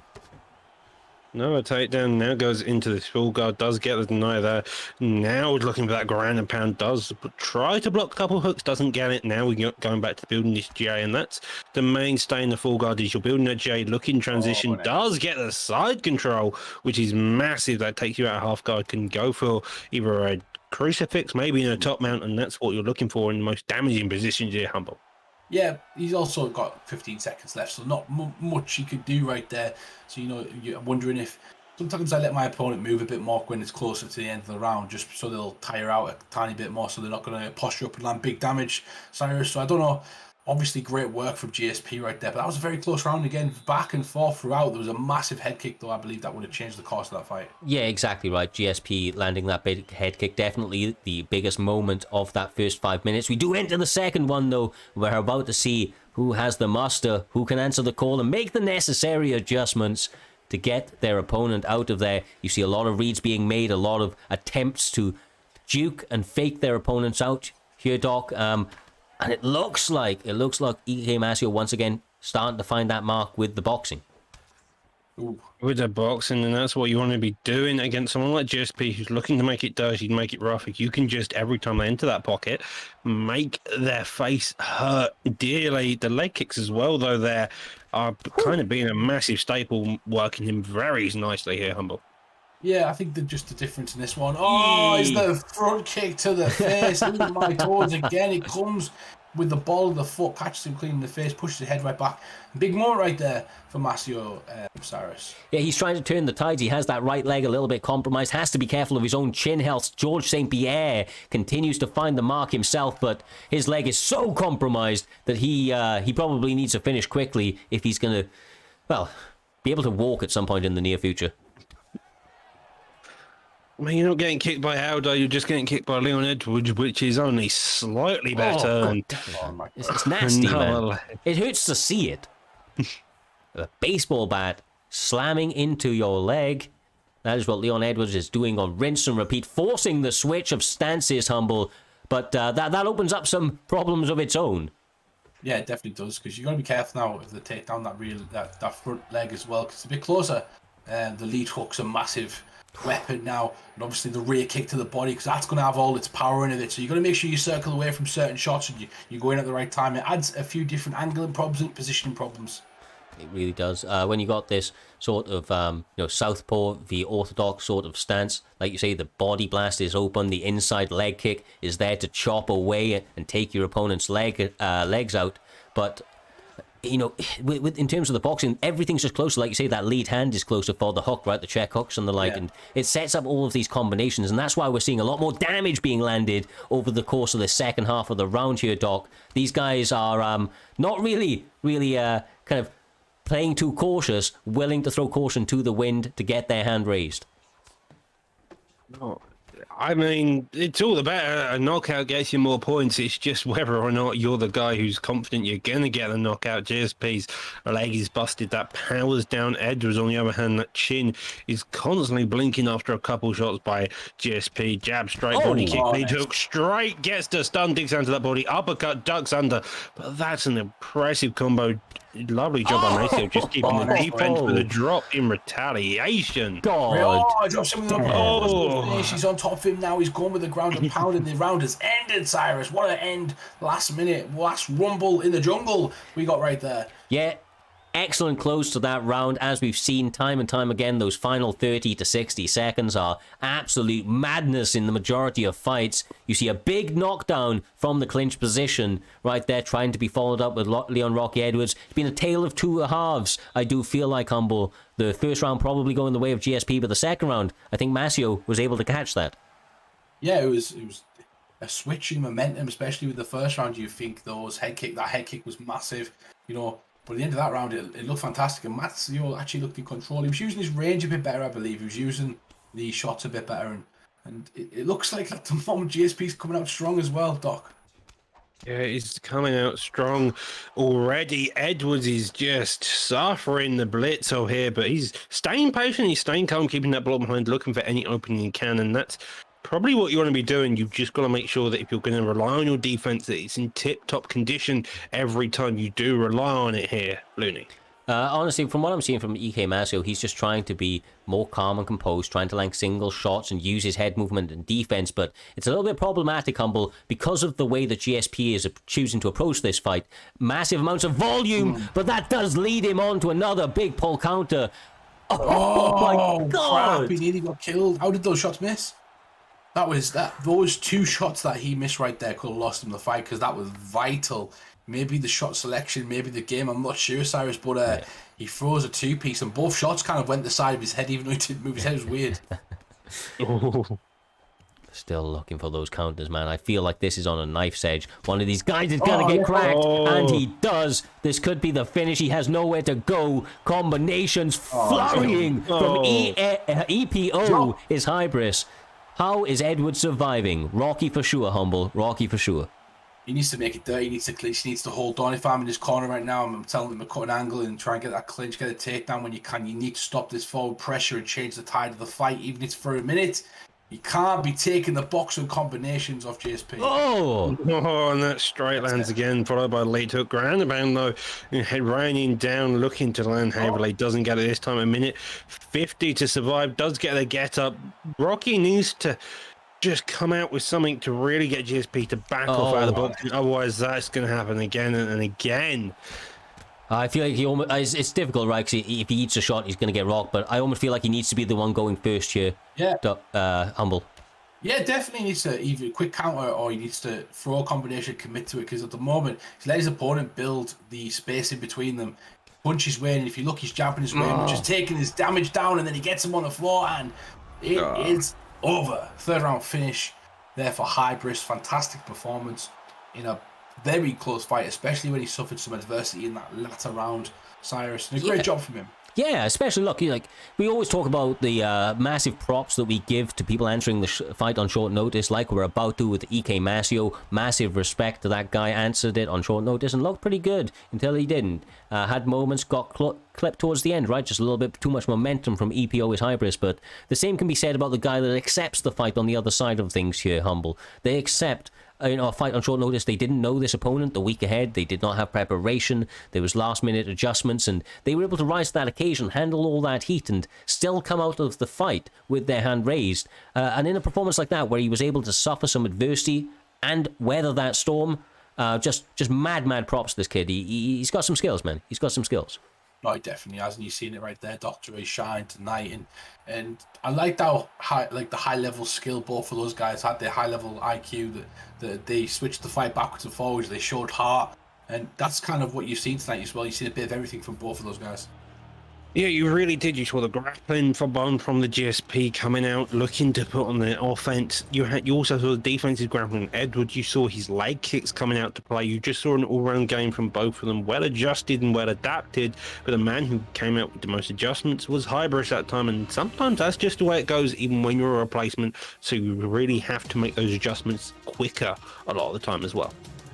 Yeah, definitely. Adjustments, momentum, two key words in mixed martial arts that I feel often are the main deciding factors on who gets their hand raised. Talking about adjustments, talking about guys who are able to rise to that call, Humble. We have two absolute savages stepping into this cage. TFA Dragon, one of the genuine legends of the community, been around from day dot and been doing fantastic work, always been a game opponent, looking to make an excellent run in this season, but he is stepping across from AJS's very own Scott. This kid also has hands for days, and I think he may even be undefeated. Please correct me if I'm wrong, but I think he's undefeated as well. You are slightly wrong. He did get beat last week, so he was actually 4-0 last week, so fantastic performance. But he did fight Dirty Dave in the co-main event, I believe. So he had a fantastic showing, but Dirty Dave, he's a tough cookie to crack, and AJ Scott ends up getting the win in that one. But to come back tonight, perfect performance. Is it against, did you say Dragon stepped in over Brady? Is that right? Did Brady get stuck in the tree? Yeah, Brady got stuck up a tree, and so instead, There's the tree, guys. You have TFA to Crazy Dragon is coming in. The man has fought a bunch of killers in the past. He's currently 5-3, ranked 15, so this is probably AJ Scott's massive one. Again, it's a ranked fight, and so both of these opponents are looking to stay in this. Yeah, Both of them are well versed. Both of them are veterans to some extent. Dragon more so. Scott, major fight was against Dave, which was also, as you mentioned, Humble. It was a late replacement fight, which is massive props to even coming across someone like Dave of that caliber. And so now we get to see him fight in a ranked position, full on against a true veteran in the featherweight division this time. I'm loving this matchup, Humble. Volkanovski, Jose Aldo makes for an interesting matchup. Obviously, the cardio could be problematic for Aldo, but his kickboxing and that power, I feel like, is always a little bit underrated by people, especially in the featherweight division. Yeah, definitely. I got asked this question today. I want to ask the full chat this question and yourselves as well. Who is the best MMA striker in the UFC? And my answer was Volkanovski, because he mixes everything really well up. He uses his takedowns to set up his hands, and he's such a compact, hard-to-hit guy. He hits with power as well, so he's got a bit of everything in there. But he's fighting Aldo right now, and he's a veteran. He's incredible. My God, this is actually TFA Dragon, right? Used to be formerly part of a camp called TP with the likes of Great Mist. Technical Pressure was the name, Doc. I know you remember the days, and this is almost shades of that. He is not really liking to take a back step, looking to put AJ Scott into deep waters and test him for all he can.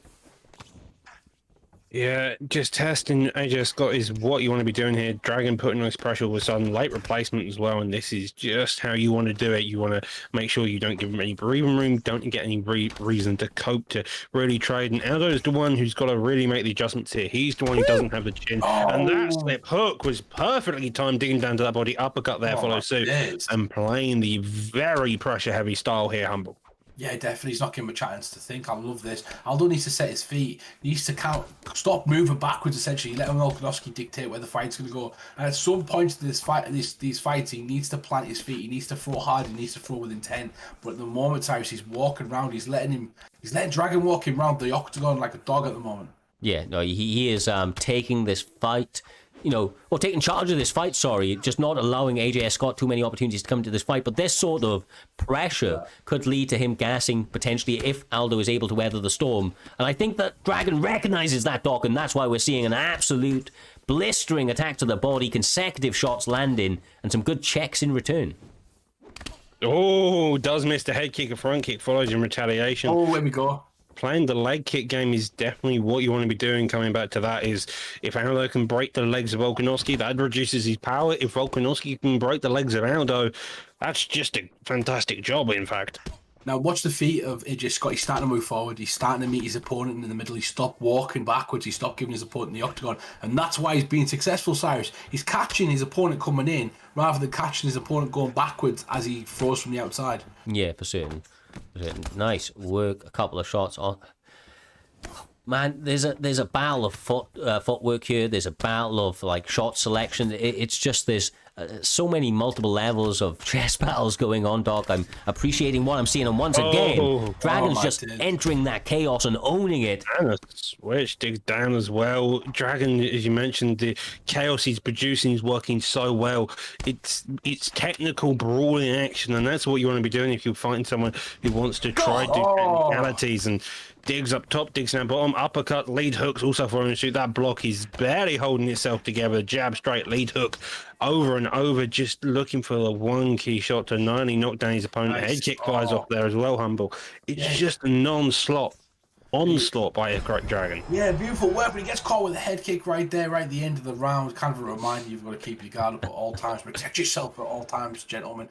But Volkanovski just didn't let up. It felt like I was watching a replay from Volkanovski versus my favorite fighter, Korean Zombie, the other week, and got sad all over again. But he needs to do something. AJ Scott had some success in that round. Believe it or not, when he was going forward, he was doing well. But the problem is, Dragon's pushing him back. He's dictating the fight, and the recovery from Volkanovski is ridiculous on this game. Yeah, he needs to get him cracked and get the respect back, because otherwise there is just no reason for Volkanovski or TFA Dragon to get off this game plan, which is fucking run through your opponent once again, sits him down. I've never... Jesus. It's been a long time since I've seen Dragon come out here and just...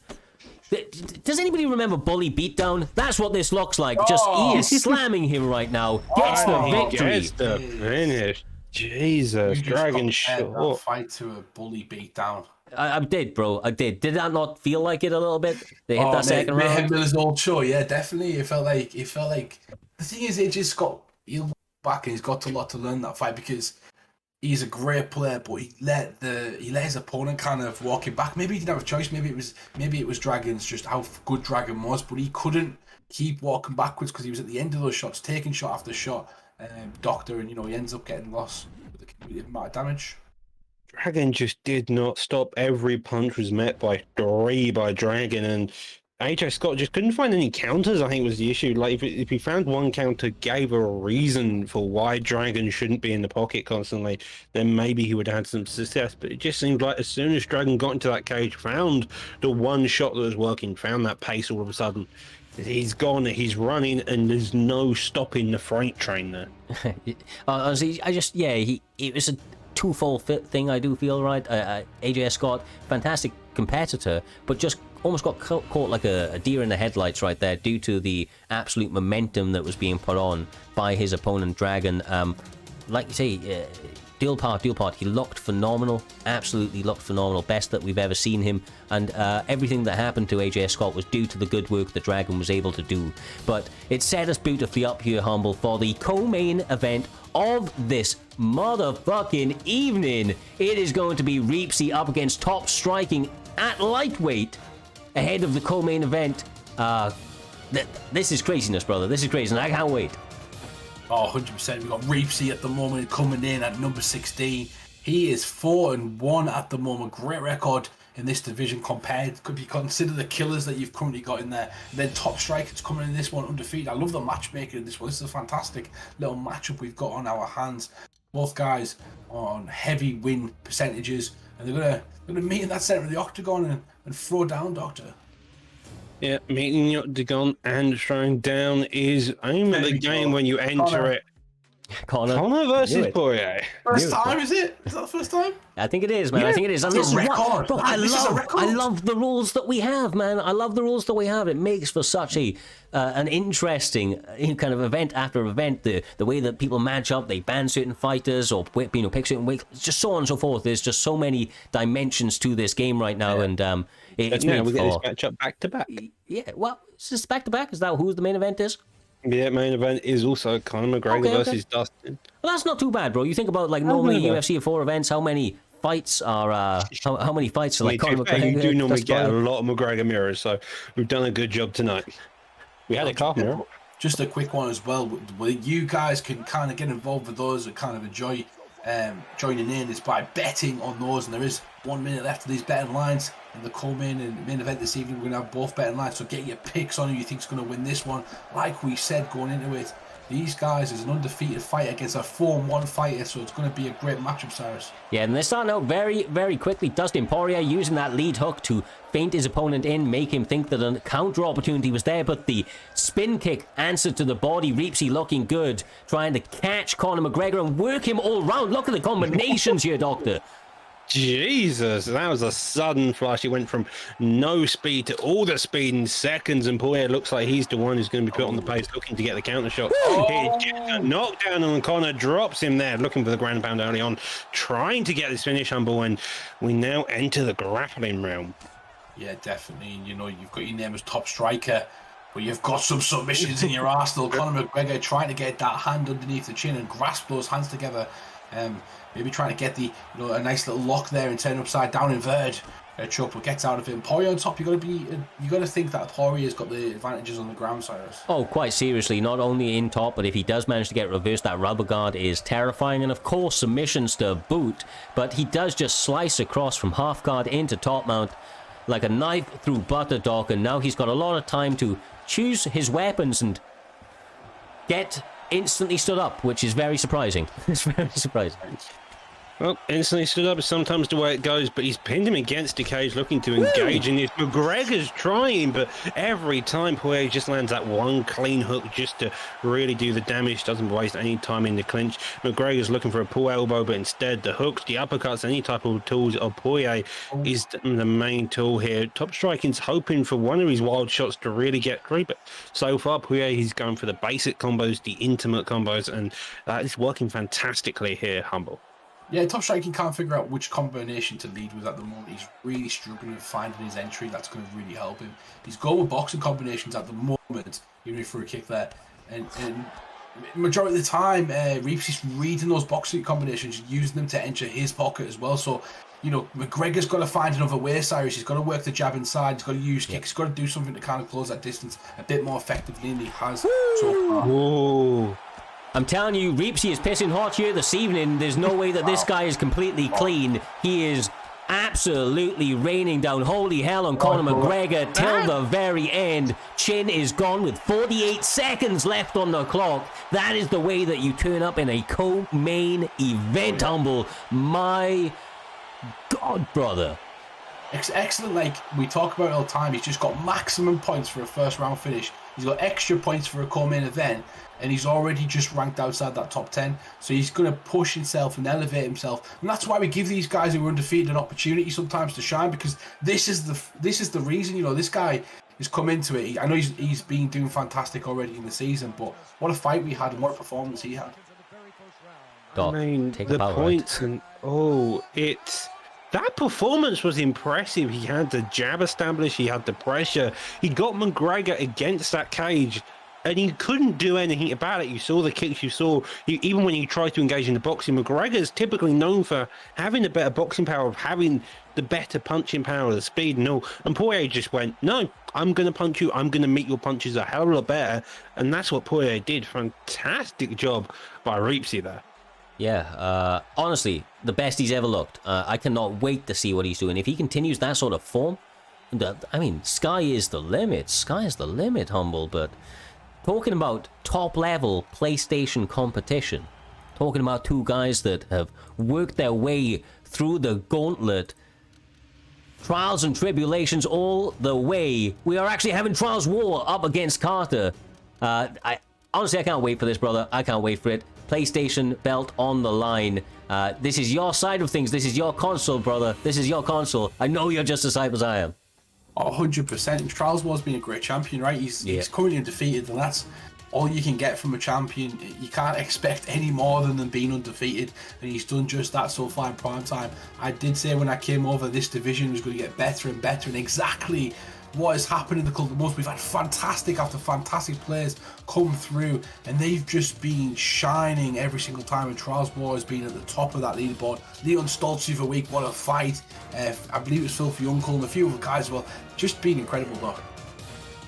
Yeah, it has been incredible. Trials War winning off of Johnny in devastating fashion, and so far Trials War has kept that pace up. He's kept acting like an animal over and over again, playing like a boxing masterclass. He went against Leon Stoltz last week, who had a fantastic co-main event to win it, and he put on a showcase. It was a 5-round war, one of the best main events I've honestly seen for quite a long time. And now we have Karts. Karts is a McGregor player through and through. He's a player who knows who knows every in and out part. McGregor knows how to use him. And Trials War has got Poirier in the opposite corner. These two are in for one hell of a fight. Yeah, before you get it, Cyrus, I've got to point out some things, really important things about this fight. Carter has beat 2 of the War members in the lead up to this fight, so he's already beat 2 of his teammates, so he's already got like an inkling, and maybe a bit of an inkling into his mind right there. He's an ex-teammate of my car. He's a fantastic grappler, but he's gone with Conor McGregor, so you have that more power, and you gotta think Trials wants to get revenge for those teammates. Definitely. And look, ultimately, as much as that is icing on the cake, he wants to keep this belt. He wants to keep that undefeated streak going. And up against the guy that's currently 1-0 on him, maybe from an OWC or some other sort of matchup.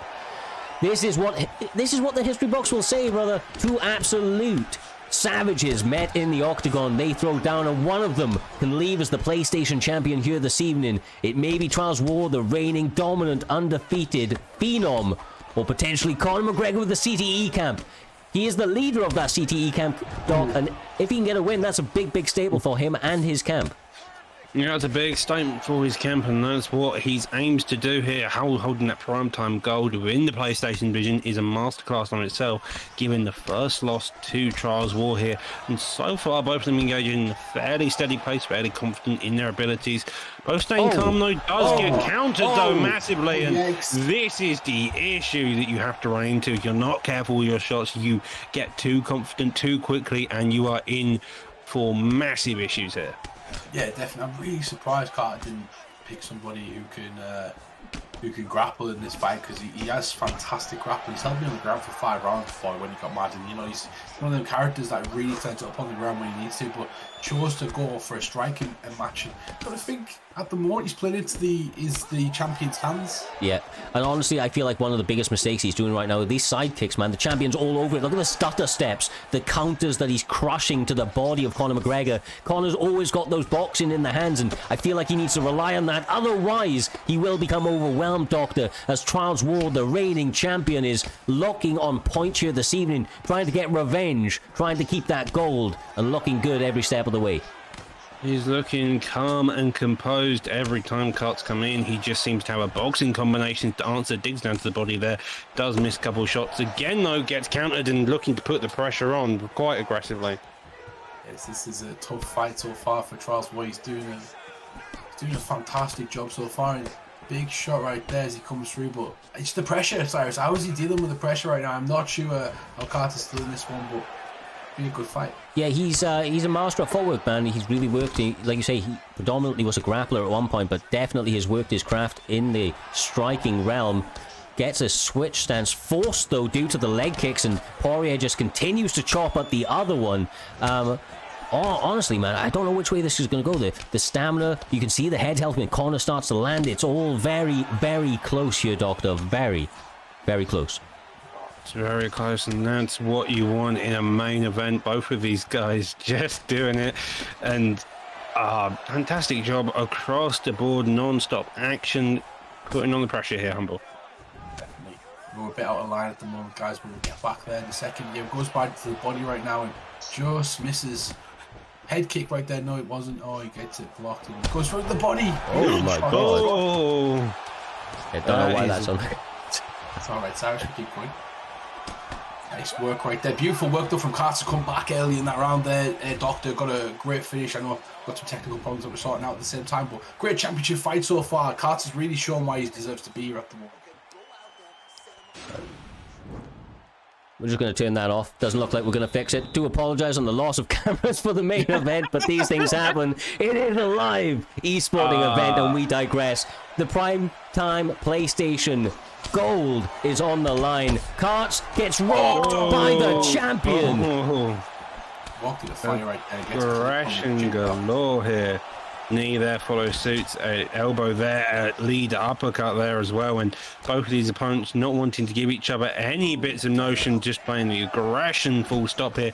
Trials being the main one, but Karts is just happy to re-engage every time here, Humble. He's having some nice success with certain combinations, but it's the beautiful footwork and ringmanship from so far from Trials. He's doing a great job of making his count strike a bit more. He's doing a good job of kind of walking his opponent onto his shots and setting them up. He's not overextended as well. He's not vulnerable at any point. His stamina's constantly high. Yep. Well, we're in the second round already. It feels like it should be the third round or so. The stun, though, comes out, and Trials War again. He's trying to put this pace on again, but Karts is having none of it. Always there, always answering back, even when on the back foot here, Looney. Yeah, look, Karts is a savage, man. He's going to dig deep. He's going to fight tooth and nail to the very, very end, but the champion is just locking. Sensational. Touching him, peppering his block, working every single part of this guy's body. Gets another rock here, Humble. He's going to try and become champion and stay the champion even, and Carter's just survived by the skin of his teeth. Incredible stuff. He's still going to fight, Cyrus. Ooh, God damn. This is such a close fight, man. Like, in terms of the way it's gone. I know the Trials War has been getting a bunch of rocks, but we've seen each step of the way that Carter has been answering back with some big shots, and he's very, very much in this. You can see how closely contested it is stamina-wise, and I believe in terms of overall health as well, because Conor has definitely got some chip damage in there. A minute 50 left to work, though, and just to throw it back to you, Humble, you mentioned that, of course, he is fantastic on the mat, is Carter, and even though Conor's not the pick to do it, it's about who's behind the sticks. Yeah, it does, but at the same time, Trials is also fantastic, which is where the problem lies, is because you don't have the normal advantages you usually do if you pick somebody that is a grappler, and that's where it kind of neutralises himself, the picks against each other against good players. You're just going to kind of stop that. But beautiful work right there from get back to his feet right now. Carter needs to find some success somewhere. You know, he's not quite getting ahead at the moment, he's not quite finding it, and he's struggling to deal with the pressure of Trials War, Doctor. Yep. My What God. just happened there? That was a breathtaking moment. Tries to go for a pullback counter off the challenge. The uppercut, though, trade drops him. Trials War allows him to get back up on the feet, digs into the body, pulls back at the final seconds bell. He sticks out a jab, waits for Cuts to move his head, and then fires another shot. Trials War is like, no, he understands Cuts' head movement. He has a recognition to it, and man. that is kind of being the story here. It seems like this is an uphill battle for Cuts. The champion is not just looking to make statements, he's looking to take souls, Humble. He is absolutely sensational here this evening. The challenger, dangerous to the bitter end, but my God, is the champ looking good. Yeah, 100%. He's put on a showcase like a champion should. He should go out there and dominate like this. If he wants people to recognise how good he is, he has to do this. He can't let fights be close like they have in the past. Oh my God! Oh, Trials War retains the belt in the third round. The PlayStation champion goes 8-0 this season, so it's fantastic work from Trials. Fucking War, brilliant stuff. And still, brother, put through all the trials and tribulations each step of the way to this current position. Writing history each and every time. This man currently undefeated, able to add another impressive name to his hit list, get that ticked off, and yeah, this guy is after legacy building at this stage. We have some dangerous competitors rising up those rankings, but they all have to really, really answer the call and separate themselves from the pack to take out this man right here. Yeah, 100%. Everyone's watching as well. That's the thing. There's a lot of people on eyeballs are on Trials War tonight, and that's what he wanted. He is the primetime champion. He's leading the dance. He needs a dance partner, Cyrus. He needs someone to come through the ranks. We've had undefeated fighters come through, and they've all fell at the last hurdle. So it'll be interesting to see who's going to kind of take advantage of this and put themselves forward for a contender going forward, because he's been so dominant. He's been so good in prime time, and it's nice to see, Doctor. Yeah, It really is nice to see the PS belt jump from hand to hand, and now seemingly found the one champion now. Yeah, I mean, look, I'm interested to see what challenges lay ahead of this guy. He's put in some fantastic work from here and is currently in the process of making some legacy ahead. So I'm sure there's bigger and better things ahead of this guy. And if he continues to put on performances like that, the fans will continue to flock. It has been a fantastic night of fights for Fight Night 44. It has been a pleasure calling these fights with yourself, Mr. Humble Dink, and of course, Doctor Who.